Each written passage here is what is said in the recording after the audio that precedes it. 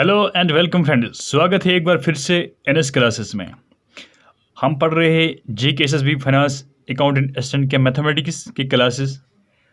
अभी तक हमने कंप्लीट किया है प्रोग्रेशन सीरीज के सारे अरिथमेटिक प्रोग्रेशन, जियोमेट्रिक प्रोग्रेशन, सारे क्वेश्चंस के डिफिकल्ट लेवल तक के क्वेश्चंस डिस्कस किए हमने। बहुत बढ़िया तरीके से हमने करवाए हैं। यहाँ पे होमवर्क के लिए क्वेश्चन भी रखे थे जिनका जवाब आप लोगों ने आज तक नहीं दिया है। आप लोगों में से एक ही ने कमेंट किया था एक क्वेश्चन का, लेक्चर नंबर 3 का। मैं इसका अभी उस पे आता हूँ, लेकिन पहले इसका थोड़ा इंट्रोडक्शन देख लेते हैं। परम्यूटेशन एंड कॉम्बिनेशन है क्या? परम्यूटेशन किस प्राणी का नाम है? परम्यूटेशन परम्यूटेशन और कॉम्बिनेशन दो अलग अलग टर्म्स है। सिलेबस में टॉपिक है परम्यूटेशन एंड कॉम्बिनेशन। परम्यूटेशन क्या होता है और कॉम्बिनेशन क्या होता है? परम्यूटेशन का अगर हम लिटरल मीनिंग देखेंगे, इसका मीनिंग होता है अरेंजमेंट। बहुत ही सरल भाषा, आसान भाषा में देखेंगे। और कॉम्बिनेशन का लिटरल मीनिंग होता है सिलेक्शन। तो सबसे पहले हम करेंगे परम्यूटेशन। कॉम्बिनेशन को अभी रहने देते। अरेंजमेंट में किस टाइप की अरेंजमेंट है? फॉर एग्जाम्पल, आपको कोई 3 बक्सेस देते हैं, फर्स्ट, सेकंड, थर्ड। आपको बोलेंगे ये 3 बक्से आपको इसको अरेंज करके रखना है कमरे में या एक अलमारी में या कहीं पे भी, या एक घर में, कुछ भी एग्जांपल ले लो। इसको अरेंज करके रखोगे तो आप कैसे रखोगे? ये बक्स 1 है, बक्स 2 है, बक्स 3 है। उसको ये आप तक डिपेंड है कि आप कैसे रखोगे।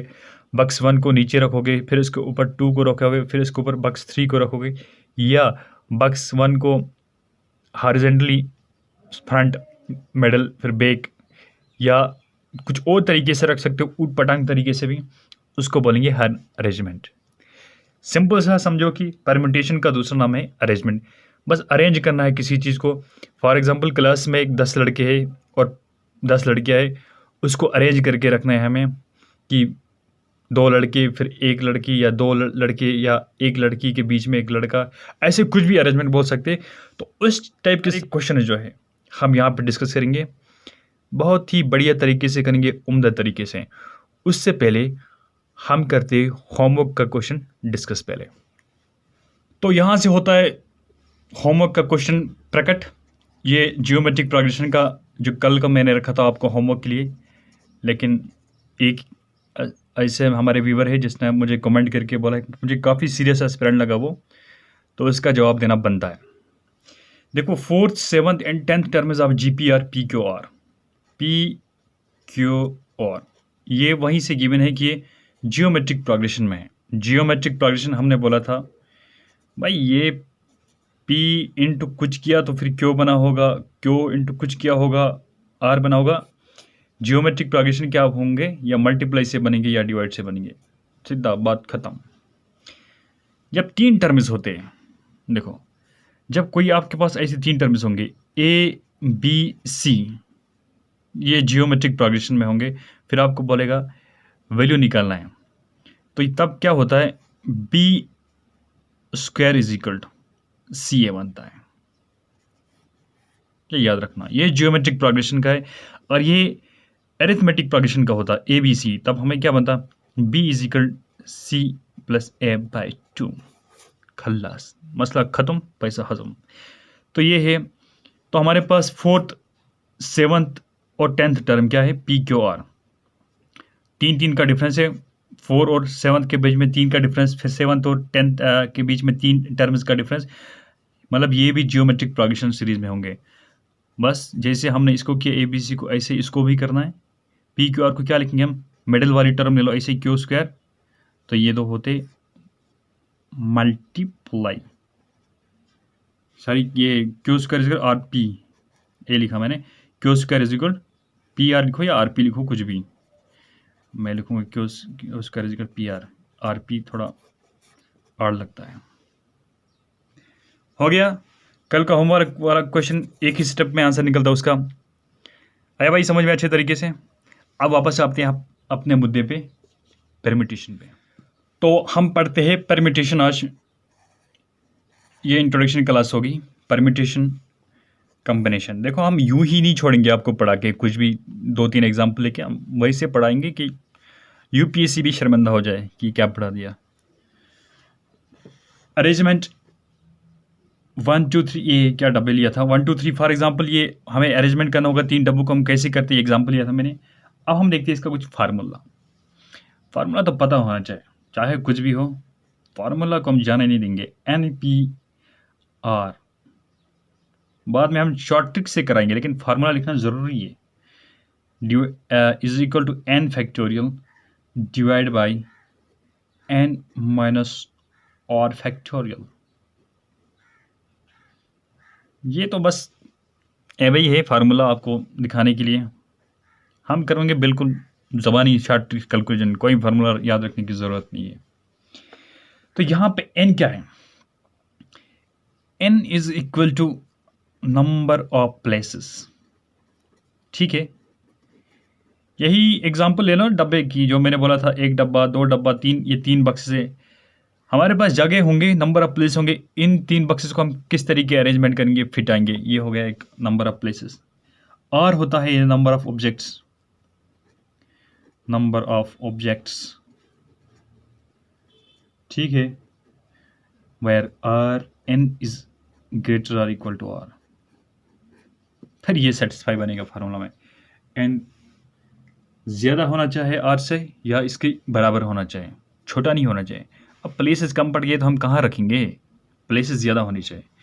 n is equal to number of places, p आ गया ना, परम्यूटेशन, p हो गया permutation. NPR is equal n factorial divide by n minus और फैक्टोरियल। ये फैक्टोरियल वैक्टोरियल क्या है ये भी समझा दूंगा मैं, कोई तूफान चीज़ नहीं है, बहुत छोटी चीज़ है, बस डरा के रखा है इन लोगों ने। और एक चीज़ याद रखो, यहाँ पे मैं लिख के रखता हूँ, फिर बाद में मैं समझाऊंगा। नोट पे लिखता हूँ मैं, 0 फैक्टोरियल इज इक्वल टू 1। ये फार्मूले के साथ लिखेंगे ना, अच्छा रहेगा। आप बाद में घर में नोट करके रखोगे तो भूल नहीं जाओगे, इसलिए मैंने लिखा। बाद में देखेंगे 0 फैक्टोरियल इज इक्वल टू 1 कैसे आता है। ठीक, अब एक छोटा सा क्वेश्चन उठाते परम्यूटेशन का, छोटू सा क्वेश्चन उठा के देखते हैं। क्वेश्चन क्या है परम्यूटेशन का? पहला वाला question, how many different ways we can arrange the letters of the word tiger. ये मैंने स्मॉल लेटर से लिखा था, गलत हो गया था। ये टाइगर इतना बड़ा है, छोटा प्राणी नहीं है, इसको कैपिटल लेटर में लिखना है। मजाक कर रहा हूँ, इसको ऐसे लिखते हैं। परम्यूटेशन में जो चीज़ दी होगी आपके पास वो कैपिटल में ही दी होगी। हमारे पास ये टाइगर है, TIGER, ये 5 टर्म्स है हमारे पास। इसको हम कितने वेज पे अरेंज कर सकते हैं? बस फार्मूला को लीजिए, प्रकट कीजिए। फार्मूला क्या है? NPR is equal to n factorial divide by n minus और फैक्टोरियल। n क्या है हमारे पास? NPR 1 2 3 4 5। n क्या है हमारे पास? 5। r कितने हैं? नंबर ऑफ प्लेसेस कितने हैं हमारे पास? 5 प्लेस में फिट करना है। r कितना है? 5। 1 2 3 4 5, 5 r दिया है। n है, मतलब इसी को अरेंज करना है। हमारे पास प्लेसेस भी 5 हैं, ठीक है ना। यहाँ पे n का वैल्यू नहीं दिया है, लेकिन इसी से हमें पता चलता है कि n भी 5 है। वरना वहीं से अगर n 5 नहीं होता, वहीं से लिखा होता कि n का वैल्यू क्या है, 6 7 8 कुछ भी हो सकता है, लेकिन r से बड़ा ही होगा। लेकिन हमें सीधा से बोला है कि वो टाइगर को हम कितने तरीके से अरेंज कर सकते हैं। फार्मूला लिखा, NPR is equal n factorial divide by n minus r factorial. n का वैल्यू क्या है? 5PR 5p। NPR की जगह क्या लिखेंगे? 5p5 is equal n factorial हो गया 5 फैक्टोरियल डिवाइड बटा n का वैल्यू क्या है? 5 माइनस r क्या है? 5 factorial which is equal 5 factorial divide by 5 minus 5 कितना होता है? 0 फैक्टोरियल। इसलिए मैंने पहले लिख के रखा था आपको 0 फैक्टोरियल इजिकल 1, ये याद रखो अच्छे से। 0 फैक्टोरियल कभी 0 नहीं होता है, 0 फैक्टोरियल इजिकल टू 1 होता है, वरना ये गलत हो जाएगा पूरा। 5 फैक्टोरियल डिवाइड बाई 1। अब 5 फैक्टोरियल को कैसे लिखेंगे हम? 5 फैक्टोरियल इज इक्वल, देखो जो जितना फैक्टोरियल होगा, अभी 5 फैक्टोरियल है, इससे छोटा छोटा मल्टीपल करके हमें 1 तक जाना है। 5 फिर क्या आएगा 4, फिर इंटू 3 इंटू 2 इंटू करके जाना है लास्ट 1 तक, ठीक है ना। तो ये कितना बनता है? 5 4 20, 23 60, 62 120, 120 1 120 आंसर। इसका मतलब है हम वो टाइगर को 120 वेज में अरेंज कर सकते हैं। बहुत ही आसान तरीके से देखा हमने, बहुत ही बढ़िया, छोटा सा वाला इजी वाला क्वेश्चन था। आगे हम क्वेश्चन नंबर 2 प्रकट हो गया है आपके सामने परम्यूटेशन का। In how many different ways we can arrange the word table so that the middle position is always occupied by T. बहुत ही बढ़िया क्वेश्चन है। यहाँ पे एक टर्म फिक्स कर दिया है इसने, बोलता है हम टेबल को कितने वेज पे अरेंज कर सकते हैं, टेबल को कितने वेज पे अरेंज कर सकते हैं, और जो टी है ये मिडल पे आके फिक्स हो गया है, यानी कि ये कितने 1 2 3 4 5 प्लेसेस, 1 2 3 4 5 प्लेसेस है हमारे पास, और बीच में क्या है टी हो गया fix. So that middle position is always occupied by T ने मिडल पोजीशन फिक्स कर दिया है, कर दिया ना। हमारे पास एन कितना था पहले 1 2 3 4 5 टर्म्स भी थे, 5 प्लेसेस भी थे। अब हमारी एक टर्म और एक पोजीशन फिक्स हो गई, देखो मिडल वाली पोजीशन फिक्स हो गई। अब हमारे पास एन कितना बचा 1 2 3 4, एन इज इक्वल टू 4, और टर्म्स भी कितने बचे 1 2 3 4, क्योंकि आर तो फिक्स हो गया, आर इज इक्वल टू 4। आया समझ में? बहुत शानदार तरीके से समझा रहे, बड़े प्यार से समझा रहे, जैसे 5th क्लास के बच्चों को समझा रहे। ऐसे समझाएंगे कि कोई भी क्वेश्चन आपको एग्जाम हॉल में गलत ना हो जाए, ठीक है। और हर लेवल का क्वेश्चन कराएंगे। तो जब रिपीट होंगे terms, vowels, even places, odd places, सब टाइप के क्वेश्चन। तो यहाँ पे हमने देखा टेबल को अरेंज करना था और टी ने मिडल प्लेस पोजीशन फिक्स कर दिया है। तो हमारे पास एन क्या बचा 1 2 3 4, एन के 4 वैल्यू बच गए, 4 प्लेसेस बच गए एन, और आर भी कितने बचे ए बी एल ई, ये भी 4 टर्म्स रह गए पीछे। लगाओ फार्मूला, कैसे निकालते हम, एन पी आर कैसे निकलता था, शाबाश, n factorial divide by n minus r factorial. N की जगह क्या लिखेंगे 4, पी आर की जगह क्या लिखेंगे 4p, 4 is equal to n factorial हो गया 4 फैक्टोरियल डिवाइड बटा 4 minus 4 factorial which is equal to 4 factorial divide by 0 factorial. 0 factorial का वैल्यू मैंने पहले ही बोला था 1 होता है, 4 फैक्टोरियल डिवाइड बाई 1। 4 फैक्टोरियल को करो, खोल दो, 4 factorial is equal to 4 into 3 into 2 into 1, 4 3 12, 12 2 24, 24 1 24। मसला ख़त्म, पैसा हजम। आया समझ में? अब मैं आपको यहाँ पे एक शॉर्ट टिप बताऊंगा। देखो यहाँ पे हमें था 4p4 है ना। जब आपके पास NPR है ना, NPR, जब N